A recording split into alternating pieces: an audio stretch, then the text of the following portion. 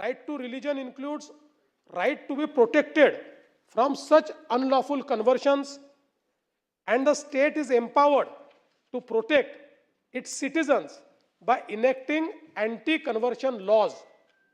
हे या ठिकाणी सर्वोच्च न्यायालयाने हा निर्णय दिलेला आहे. या अनुषंगाने केंद्र सरकारच्या स्तरावर पूर्वी या संदर्भात कायदा तयार करावा असा विषय आला होता. त्यानंतर त्या काळामध्ये केंद्र सरकारने सांगितलं हे राज्याच्या परिलक्षात किंवा राज्याच्या प्रिव्ह्यूमध्ये हा विषय येतो आणि म्हणून राज्यांनी याच्या संदर्भात कायदा केला पाहिजे. जसं मी सांगितलं या वेगवेगळ्या राज्यांनी 1968 पासून हे कायदे केलेले आहेत. त्यामुळे हा काही आज कायदा होतो असं नाहीये. 1968 पासून वेगवेगळ्या काळामध्ये कोणी 2002 साली केला, कोणी 5 साली केला, कोणी 7 साली केला, अशा पद्धतीनं हे कायदे या ठिकाणी करण्यात आलेले आहेत. आणि जसं मी सांगितलं की स्पष्टपणे या ठिकाणी सुप्रीम कोर्टाने सांगितले की एखादा कायदा हा कन्व्हर्शन बाय फोर्स, फ्रॉड, अल्युरमेंट याला प्रोहिबिट करत असेल तर असा कायदा संवैधानिक आहे, तो कॉन्स्टिट्यूशनल आहे असं देखील या ठिकाणी सांगण्यात आलेलं आहे. आणि मग या अधिकारामध्ये बळजबरी, फसवणूक इत्यादीद्वारे बेकायदेशीर धर्मांतरणापासून संरक्षण करण्याकरता हे विधेयक आहे. त्यामुळे कोणी धर्मांतर करू नये याकरता हे विधेयक नाही, तर फसवणूक, बळजबरी किंवा तत्सम बाबींकरता आणि त्या माध्यमातून होणारं धर्मांतर हे त्यापासून नागरिकांचं रक्षण झालं पाहिजे याकरता हे विधेयक या ठिकाणी आणलेलं आहे. आणि धर्मस्वातंत्र्याच्या हक्काचं संरक्षण करण्यासाठी आणि बेकायदेशीरपणे एका धर्मातनं दुसऱ्या धर्मात नेण्याच्या संदर्भात या ठिकाणी हे प्रतिबंधित करतं. आता याच्यामध्ये व्याख्या देखील अतिशय स्पष्ट केलेल्या आहेत. प्रतिबंधित काय आहे? प्रतिबंधित आहे कुठल्या पद्धतीनं धर्मांतर होतं, तर ज्याच्यामध्ये आमिष असेल, जबरदस्ती असेल, त्या ठिकाणी फसवणूक असेल, बळजबरी असेल, लबाडी असेल किंवा अल्पवयीन अशा पद्धतीचं धर्मांतरण असेल, गैरवाजवी प्रभाव असेल, अशा धर्मांतरणाला बेकायदेशीर धर्मांतरण ठरवण्यात आलेलं आहे. या पद्धतीनं केलेलं कुठलंही धर्मांतरण हेच फक्त या ठिकाणी बेकायदा धर्मांतरण होणार आहे. आणि जसं मी उल्लेख केला की या सगळ्या ज्या गोष्टी आहेत, म्हणजे पुन्हा इंग्रजीत सांगायचं झालं तर allurement, coercion, deceit, force, misrepresentation, threat, undue influence आणि फ्रॉड यापैकी काही वापरून जर एखादं धर्मांतरण झालं असेल तर हा कायदा त्या धर्मांतरणाला एक प्रकारे प्रतिबंधित करतो आणि त्याला बेकायदेशीर ठरवतो. आणि या संदर्भात अशा पद्धतीनं कोणी वागू नये या संदर्भातली कायद्यातल्या तरतुदी आहेत. आणि या कायद्यातल्या तरतुदीचं जर उल्लंघन करून त्या ठिकाणी एखाद्याचं धर्मांतरण केलं असेल तर धर्मांतरण करणारा व्यक्ती किंवा संस्था हे ज्या पद्धतीनं ते इन्व्हॉल्व असतील त्या पद्धतीनं त्या ठिकाणी शिक्षेस पात्र असतील. आणि अशा पद्धतीनं झालेलं धर्मांतरण हे नल अँड वॉइड होईल. हे धर्मांतरण झालेलं नाही अशा पद्धतीनं शून्यवत व निरर्थक असं त्या ठिकाणी होईल. दुसरं, अनेक वेळा बेकायदेशीर धर्मांतरण होऊन लग्न होतं, लग्न झाल्यानंतर विच्छेद होतो आणि विच्छेद झाल्यानंतर त्या ठिकाणी नेमकं काय करायचं या संदर्भात न्यायालयाने वेळोवेळी दिलेल्या निर्णयाच्या आधारावर आपण या कायद्यामध्ये ही तरतूद केलेली आहे की केवळ बेकायदेशीर धर्मांतराच्या प्रयोजनासाठी केलेला कुठलाही विवाह न्यायालयाद्वारे शून्यवत व निरर्थक असल्याचे घोषित करण्यात येईल. नल अँड वॉइड कोण घोषित करेल? न्यायालय घोषित करेल. न्यायालयाच्या माध्यमातून तो नल अँड वॉइड घोषित होईल. आणि बेकायदेशीर धर्मांतरणामुळे एखादा बालक जर जन्माला आला असेल तर त्या बालकाला कुठल्या जातीचं धर्माचं मानण्यात यावं, तर आई बालकाची ज्या पूर्वाश्रमीचा तिचा जो काही धर्म होता तोच त्या मुलाचा धर्म मानण्यात येईल. तथापि आई आणि वडिलांच्या मालमत्तेमध्ये उत्तराधिकार मिळवण्याचा हक्क मात्र त्या बालकाचा त्या ठिकाणी कायम असेल. आणि भारतीय नागरिक संहिता 2023च्या कलम 144च्या तरतुदीनुसार मेंटेनन्स करता ते हकदार असतील. यासोबत कस्टडी जी आहे बाळाची ती आईकडे असेल. आता याच्यामध्ये धर्मांतरण जर कोणाला करायचं असेल तर सर्वोच्च न्यायालयाने सांगितल्याप्रमाणे त्याची तरतूद यात केलेली आहे. सर्वोच्च न्यायालयाने आपल्या न्याय निर्णयामध्ये सांगितलं की अशा प्रकारचा कुठलाही कायदा करत असताना एक विहित पद्धत ही धर्मांतरणाकरता देखील आपण घालून दिली पाहिजे. त्या संदर्भात धर्मांतर करण्याचा इरादा असलेली जी व्यक्ती आहे त्या व्यक्तीने जशी लग्नाची नोटीस देतात तशी धर्मांतरणाची नोटीस द्यायची आहे आणि सक्षम प्राधिकरणाने ही खात्री करायची आहे की हे स्वेच्छेने धर्मांतर होत आहे आणि त्यानंतर ते धर्मांतर करण्याचा त्याला अधिकार असेल तो ते धर्मांतर करू शकेल. मात्र असं जर लक्षात आलं की या तरतुदीचं उल्लंघन करून या ठिकाणी ते करण्यात येत आहे तर त्या संदर्भात यापूर्वी सांगितल्याप्रमाणे त्या संदर्भातली कारवाई जी आहे ती कारवाई करण्यात येईल. मग त्याच्यामध्ये आपण कायद्यात त्याच्या तरतुदी दिलेल्या आहेत की त्याची विहित पद्धत काय असणार आहे आणि समजा ती प्रोसेस पूर्ण केली तर त्याची नोंद होईल आणि मग एकदा ती नोंद झाली तर मात्र ते कायदेशीर पद्धतीनं आणि स्वेच्छेनं केलेलं धर्मांतर समजण्यात येईल आणि मग त्याकरता कुठल्याही प्रकारच्या फौजदारी कारवाई किंवा तत्सम पद्धतीनं काहीही त्या व्यक्तीच्या विरुद्ध आपल्याला करता येणार नाही. आणि म्हणून एखाद्या व्यक्तीने या संदर्भात जर कारवाई पूर्ण केली नाही तर मात्र किंवा समजा धर्मांतर केलाय आणि त्या संदर्भातली इंटिमेशन दिलेलं नाही आहे अशा पद्धतीचं असेल तर ते धर्मांतर मात्र नल अँड व्हॉइड या ठिकाणी मानण्यात येईल. आता एखाद्या व्यक्तीला जबरदस्ती त्याचं धर्मांतर केलेलं आहे अशा पद्धतीची तक्रार देण्याच्या संदर्भात व्यक्तीचे आई वडील भाऊ बहीण अथवा अशा व्यक्तीशी रक्ताचे किंवा वैवाहिक किंवा दत्तक नाते असेल अशा कुठल्याही व्यक्तीला त्या ठिकाणी ती तक्रार देता येईल. पण एखाद्या केसमध्ये पोलिसांना जर असं वाटलं तर पोलीस की बाबा याच्यामध्ये तक्रारदार नाही आहे पण ॲपरंटली अशा पद्धतीची घटना घडलेली आहे तर कायद्याने पोलिसांना ते सुमोटो अधिकार आहेत. त्या केसमध्ये पोलीस ते करू शकतील. अन्य केसेसमध्ये याच्यात पॅन्डोरा बॉक्स कुठेही उघडलेला नाही आहे तर जवळचे रक्ताचे नातेवाईक वेळ कामकाज संपेपर्यंत वाढवण्यात येत आहे. त्याच असेच व्यक्ती हे या संदर्भात जी काही तक्रार आहे ती तक्रार करू शकतील आणि मग त्या संदर्भातल्या गोष्टी आपण या ठिकाणी दिलेल्या आहेत. याच्यामध्ये मग अपराध जर घडला असेल तर त्याच्या शिक्षा दिलेल्या आहेत ज्याच्यामध्ये 7 वर्ष कारावास आणि 1 लाख रुपये दंड आहे. अज्ञान मनोविकल व्यक्ती असेल किंवा अनुसूचित जाती अनुसूचित जमातीची व्यक्ती असेल तर त्या केसमध्ये 7 वर्ष कारावास आणि 5 लाख रुपये दंड या पद्धतीनं ते करण्यात आलेलं आहे. सामूहिक जे काही त्या ठिकाणी असं कार्य होतं त्याला 7 वर्ष कारावास आणि 5 लाख रुपये दंड आहे.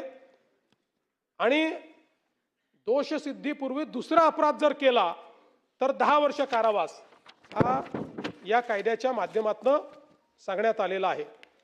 आणि या कायद्याचं उल्लंघन करताना संस्था जर जबाबदार सापडली तर अशा पद्धतीनं त्यांच्यावर कारवाई करण्याचे अधिकार हे शासनाला त्या ठिकाणी देण्यात आलेले आहेत. त्यामुळे बाकी अनुषंगिक बाबी आहेत, बाकी दुसऱ्या काही बाबी नाही आहेत. त्यामुळे एकूणच जर आपण बघितलं तर हा जो काही कायदा करण्यात आलेला आहे हा कायदा कुठल्याही एका धर्माच्या विरोधात नाही. धर्मांतरण हे जबरदस्तीनं आमिष देऊन फसवणूक करून दबाव आणून त्या ठिकाणी करण्याच्या विरोधातला कायदा आहे आणि त्याचे जे परिणाम होतात ते परिणाम त्याच्यातनं उद्भवणाऱ्या अडचणी या अडचणी दूर करणारा हा कायदा आहे. आणि म्हणून मला असं वाटतं की अनेक राज्यांनी हा केलेला कायदा आहे. राज्यामध्ये हा कायदा केल्यानंतर अशा प्रकारचे अनेक प्रश्न जे उद्भवतात आणि त्यातनं लोक आपल्या हातामध्ये कायदा घेताना दिसतात, कायदा व सुव्यवस्थेची परिस्थिती निर्माण होताना दिसते. असं न होता या कायद्यामुळे पोलीस आणि जी काही शासकीय यंत्रणा आहे त्यांना कायदा आणि सुव्यवस्था राखता येईल आणि ती राखण्याकरता त्यांना कायद्याचं पाठबळ या निमित्ताने मिळेल. आणि म्हणून माझी या सभागृहाला ही विनंती आहे की या संदर्भात ज्या काही वेगवेगळ्या प्रकारच्या अफवा आहेत त्या सगळ्या अफवा बाजूला ठेवून कायद्याच्या लेटर आणि स्पिरिटमध्ये 100% संवैधानिक पद्धतीनं हा कायदा आपण मांडलेला आहे. म्हणून सभागृहाने याला मान्यता द्यावी अशी माझी विनंती आहे.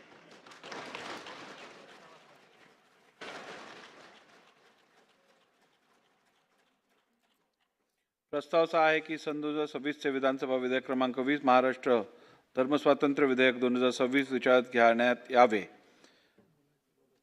बोला. सन्माननीय अध्यक्ष महोदय, महाराष्ट्र विधानसभा विधेयक क्रमांक 20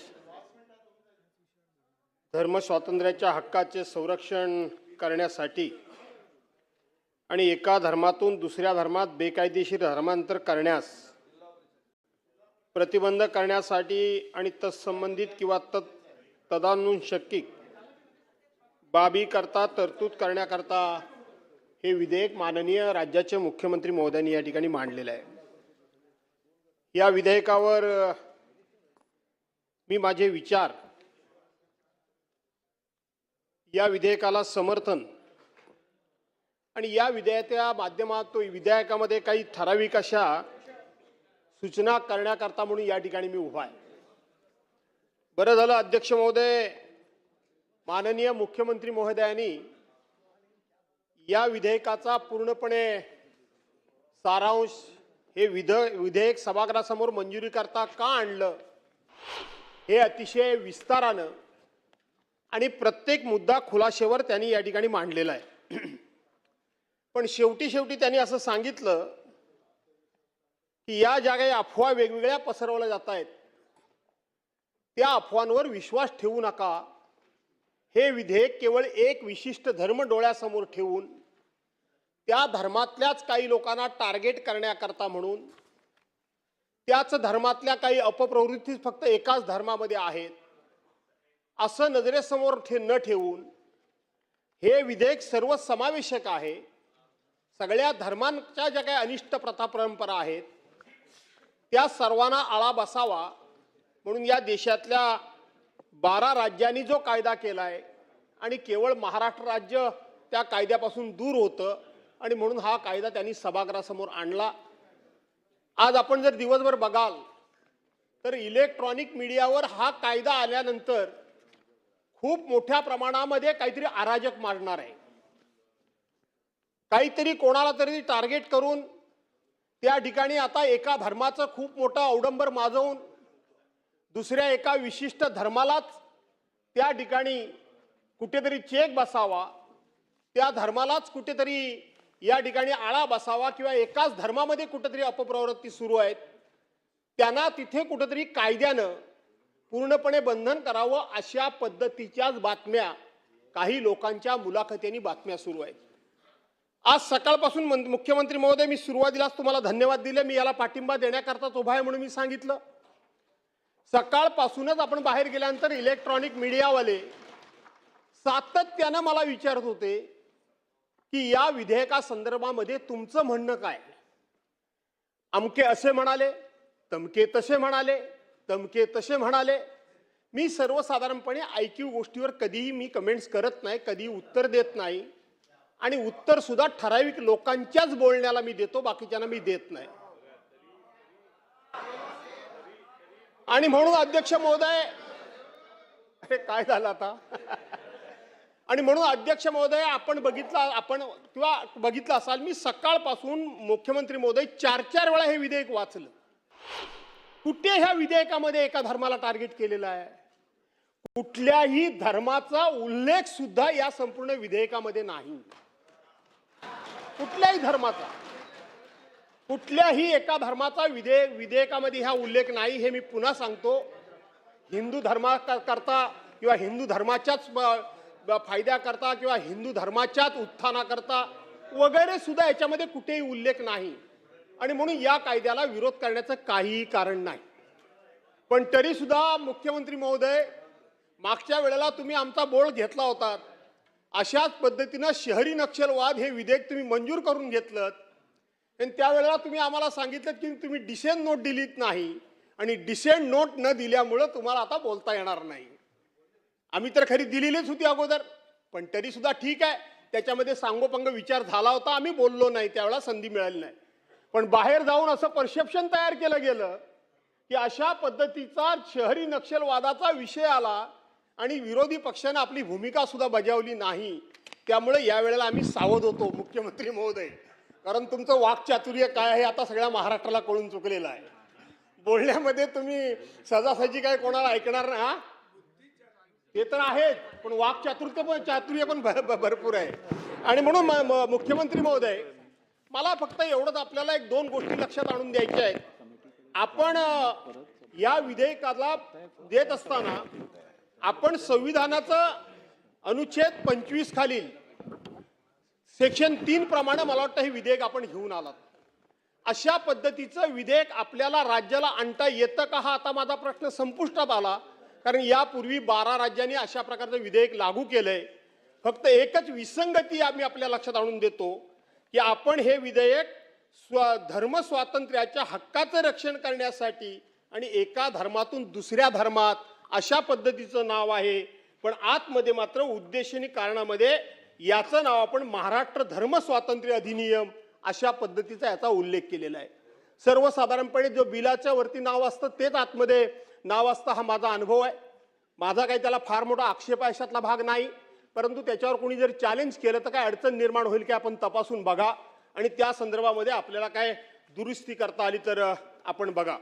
मुख्यमंत्री महोदय, मला हे माहीत आहे की संत गाडगेबाबा आणि प्रबोधनकार ठाकरेंचं एक वाक्य मला माहीत आहे की माणसानं धर्माला जन्माला घातलेला आहे, धर्मानं माणसाला जन्माला घातलेलं नाही. माणसानं धर्माला जन्माला घातलेलं आहे. आणि आपल्याला माहित आहे की सगळ्याच धर्मामध्ये अशा प्रवृत्ती आहेत की ज्यांना ज्यांना असं वाटतं की आम्ही म्हणजे धर्माचे धर्मरक्षक, आम्ही सांगू तो धर्म, आम्हाला कळतो तो धर्म आणि आम्ही सांगू ते लोकांनी ऐकावं, मग ते इष्ट आहे की अनिष्ट आहे याचा विचार न करता प्रत्येक धर्मामध्ये ह्या प्रवृत्ती आहेत.